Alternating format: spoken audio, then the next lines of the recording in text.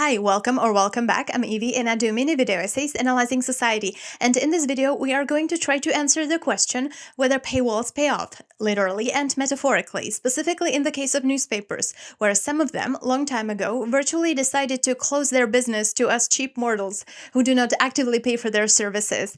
And as you can see by my decision to do a video on the topic, I still did not quite get used to it. So does a society lose anything by having good quality journalism closed behind a paywall? And why didn't online advertising simply compensate for the losses in print ads? You may already have an idea about the answers, but let me tell you about the details in the next 8 minutes or so. The underlying assumption behind a paywall is that if something is valuable, readers will pay for it. That sounds great for newspapers that already had an established reputation before they had to introduce a paywall or close their business altogether, especially after the 2008 crisis. It also assumes a rational consumer who is able to correctly determine the value of a product. If someone decides to purchase access to good quality journalism, they do it for themselves and not in the hopes that the ripple effect through society will lead to greater community cohesion or that you contribute to the existence of a fundamental aspect of a democracy. But in a study from a New Finnish paper, the journalists, even when they were able to feel secure thanks to the readers' subscriptions, they tended to internalize this capitalistic model that you have to deliver what actually turns profit because you had access to all the data about what sells, so honestly it would be kind of unnatural to not optimize based on that. One of the first newspapers to opt for a paywall was Wall Street Journal.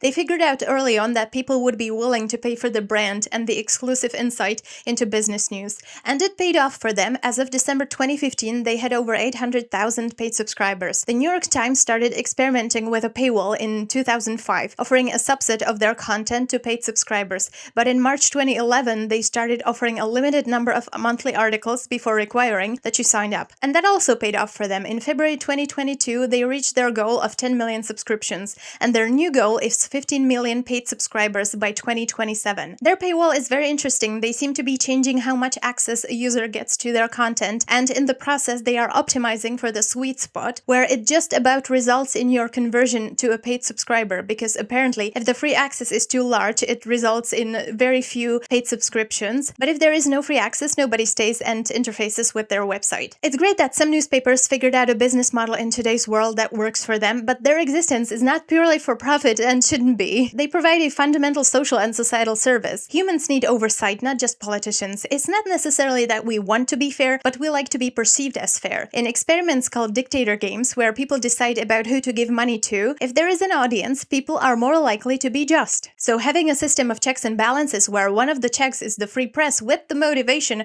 of fulfilling their civic duty is therefore crucial. Newspapers have been struggling with revenue for decades as the internet became more widespread, but the 2008 crisis absolutely obliterated print ad revenue. And it particularly affected local news outlets that were either forced to close for the most part or were bought by large conglomerates. Even the most prominent newspapers struggled. In Spain, the publisher of the prominent El País got a new corporate owner during the crisis. France's Le Monde got a new owner in 2010 that was meant to save it from bankruptcy, and many, many more. In 2015, Local World was bought by Trinity Mirror, which made them own over 160 titles throughout the UK, and that comprises about 30% of all the newspapers in circulation there. Local newspapers maintain oversight over local institutions. An analysis of US metropolitan areas that took place between the years 2007 to 2015 showed that if a community was fragmented and also they did not have active local newspapers, larger organizational wrongdoings were more likely. Local newspapers also facilitate social cohesion and community engagement. I read an article from 2014 where they looked at how about 90% of Japanese households subscribe to a newspaper, and that reading the newspaper was correlated with community engagement the strongest, even when controlling for other media influences. Though still, older people were more likely to be engaged in their communities. When news monopolizes, they just do not have the time or incentive to cover local news,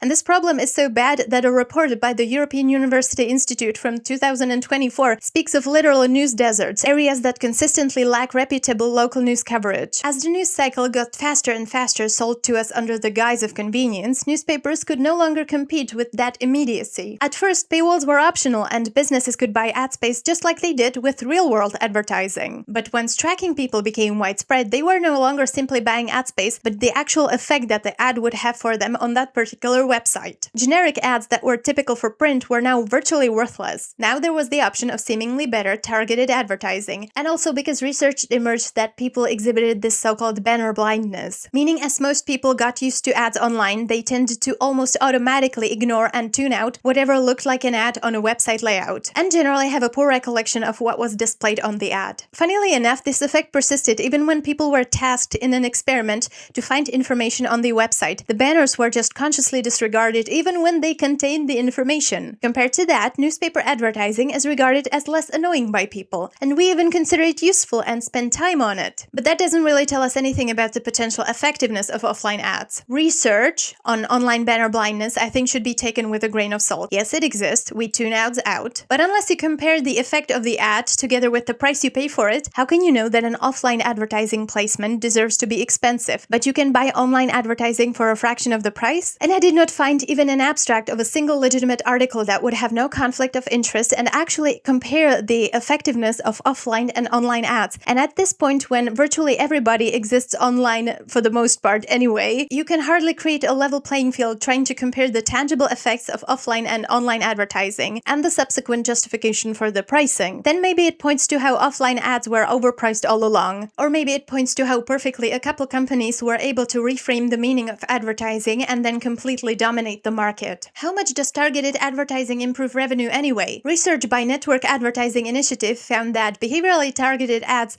are more than twice as valuable, generally valuable, keep that in mind, it will be important later, as compared to non-targeted ads. But Network Advertising Initiative is hardly a neutral observer. Other studies show mixed effects. After data privacy protection laws were introduced in the EU, the drop in effectiveness of ads is a proof that targeting was working, but the drop was not uniform, it depended on the ad type and site. A 2019 report on the value generated for publishers, meaning the websites that actually sell the ad space, found that, at least from the data they were examining, that when the user allowed for targeting, the revenue for the publisher increased by only about 4%. Good for us that we are exchanging data privacy for a negligible increase in revenue for businesses. Does it at least improve user experience? Not entirely. If the ad is appropriately timed, meaning when the consumer demonstrates clear intent to purchase, it can sort of push them over the edge. But there is obviously a gigantic effect of distrust towards personalized ads because people feel manipulated. In a 2008 survey done in the US, 59% of people